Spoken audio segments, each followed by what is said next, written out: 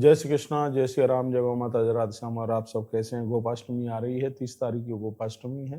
तो गोपाष्टमी को गौ माता का वंदन पूजन करें और उनकी परिक्रमा लगाएं। इस वीडियो में मैं चर्चा कर रहा हूँ कि गौ माता की एक एक चीज गौरवीय बहुत ज्यादा प्रभावकारी है, लाभदायक है, स्वास्थ्य वर्धक है। उसी में से मैं गौमूत्र और गोमय की बात कर रहा हूँ, जो कितना रोग निवारण है। वीडियो को अंत तक आप समझिए, बहुत फायदेमंद वीडियो है।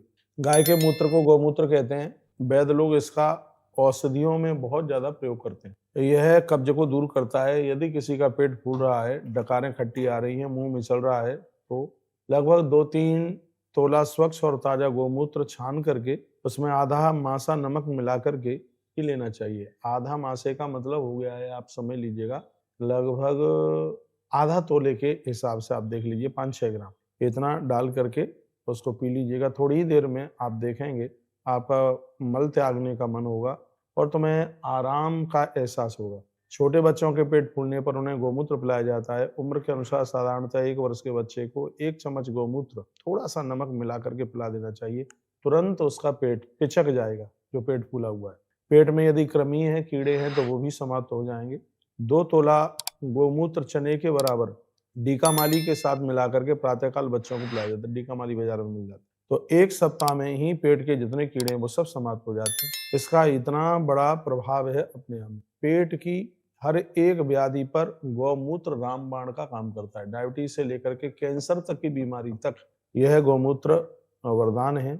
यदि किसी का लीवर बढ़ रहा हो तो उसको भी आप गौमूत्र दीजिएगा, बहुत ज्यादा फायदा मिल जाएगा। इतना बड़ा प्रभाव गौमूत्र का। यदि किसी को कुष्ठ रोग है तो गौमूत्र में गौ माता के गोबर का रस मिला करके गर्म करके फिर उसको छान करके रोगी को पिलाया जाए तो 3 महीने में एक बहुत बड़ा आराम मिल जाता है। ये बड़ा प्रभाव है। कहते हैं गौ माता का दूध पीने वाले को कुष्ठ रोग नहीं होता। कहते हैं गौ माता का दूध पीने वाले को कैंसर रोग नहीं होता। ये गौ माता के दुग्ध का इतना बड़ा प्रभाव है। कन्यादान गौदान के बिना पूरा नहीं होता। तो ये गोपाष्टमी 2025 की जो 30 तारीख को आ रही है, हम और आप ऐसा संकल्प लें, हमें गौ माता का रक्षण करना है, हमें गौ माता को बढ़ावा देना है। क्योंकि गैया मैया एक चलता फिरता तीर्थ है। गैया मैया एक देव मंदिर है और गैया मैया एक औषधालय है। ये समझ लीजिए। गौ माता का घी यदि पेट में डाला जाए तो उस व्यक्ति को कभी श्वास की बीमारी नहीं हो सकती। गौ माता का घी यदि कान में डाला जाए तो 100 साल तक उसकी बत्ती से उसकी दांत नीचे नहीं गिर सकती। गौ माता का घी यदि नाक में डाला जाए तो कभी भी नजला इत्यादि यह रोग कभी हो नहीं सकते। इतना बड़ा प्रभाव गौ माता की एक एक चीज का है। इसलिए आप अपने नजदीकी गौशालाओं से गौमूत्र लीजिएगा, गोमय लीजिएगा। ये हमारे और आपके स्वास्थ्य के लिए किसी वरदान से बिल्कुल कम नहीं है। क्षीरम मंगल्यम क्षीरमायुष मुक्तम। कहा जाता है कि सुबह सोया आप कहीं घर से बाहर जा रहे हो, गौ माता का दूध सामने लिए हुए कोई दिखाई दे जाए तो यात्रा मंगलमय होती है। इतना बड़ा प्रभाव है। गौ माता का दर्शन बहुत ज्यादा प्रभावशाली है। ये वर्णन हमारे ग्रंथों में किया गया है। जहां तक हो चाय को कम कीजिए और गौ माता के दुग्ध को बढ़ावा दीजिए, जिससे गौ माता भी बचेगी, गाय बचेगी, देश बचेगा। गाय हंसेगी, पूरा देश मुस्कुराएगा। बहुत बहुत धन्यवाद है आपका। आपने इस वीडियो के माध्यम से गौ माता के दूध के बारे में, गोमय और गोमूत्र के बारे में आपने सुना है।